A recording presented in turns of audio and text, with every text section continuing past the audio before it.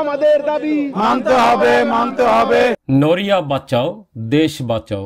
বিদেশে থাকা লন্ডনে শরীয়তপুরের রেমিটেন্স যোদ্ধাদের পূর্ব লন্ডনের আলতাবালি পার্কে 11 মে রবিবার এক মানববন্ধনে অংশ নেন। শিওর করতেছি সবাইকে, এটা কোনো রাজনৈতিক প্রোগ্রাম না। এই মানববন্ধনে বক্তাদের মূল উদ্দেশ্য এবং প্রতিবাদ মিছিল ছিল নদী ভাঙন প্রতিরোধ ও নিরাপদ থাকা, অথচ ড্রেজার মেশিন দিয়ে নদী খনন করে বালু উত্তোলন করছে। এমত অবস্থায় সরকারের কাছে নদী ভাঙন প্রতিরোধ করার দাবি জানান শরীয়তপুরবাসীরা এবং আকুল আবেদন রাখবেন লন্ডনের হাই কমিশনের মাধ্যমে যাতে অবৈধভাবে বালু উত্তোলন করা না হয়। এ সময় বক্তব্য রাখেন ইকবাল আহমেদ, আক্তার হোসেন বাচ্চু, পল্টন শেখ, অপুমাল, কাঞ্চন ছয়াল, মোহাম্মদ চুন্নু, আরফান ছয়াল, বাবুল মোল্লা, রমিজউদ্দিন ব্যাপারী, হাকিম শিকদার সহ অনেকেই। আমি ইকবাল আহমেদ বলছি লন্ডন আলতাবালি পার্ক থেকে। নড়িয়া বাঁচাও শরীয়তপুর বাঁচাও আন্দোলনের পক্ষ থেকে আপনারা সবাই এই আন্দোলনে যোগদান করছেন। আমি সবাইকে আমার অন্তরের অন্তঃস্থল থেকে ধন্যবাদ জানাই।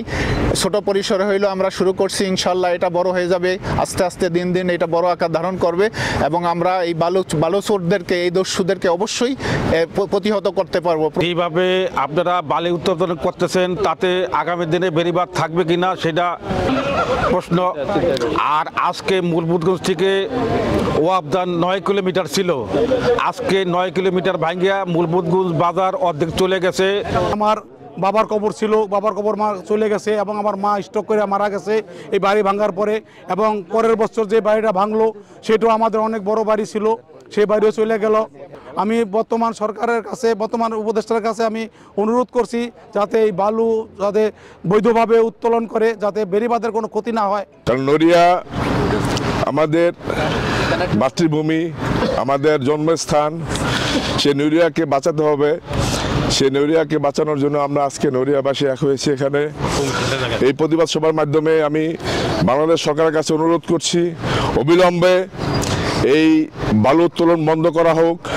আমি চাইব অনতি বিলম্বে যারা অবৈধভাবে বালু উত্তোলন করে তাদেরকে প্রতিহত করা, প্রতিরোধ করা এবং নদীর স্বাভাবিক গতি চালু রাখার জন্য সমস্ত বাংলাদেশে এটি কঠোরভাবে দমন করা হোক। Jahangir Alam Sikdar, ION TV news.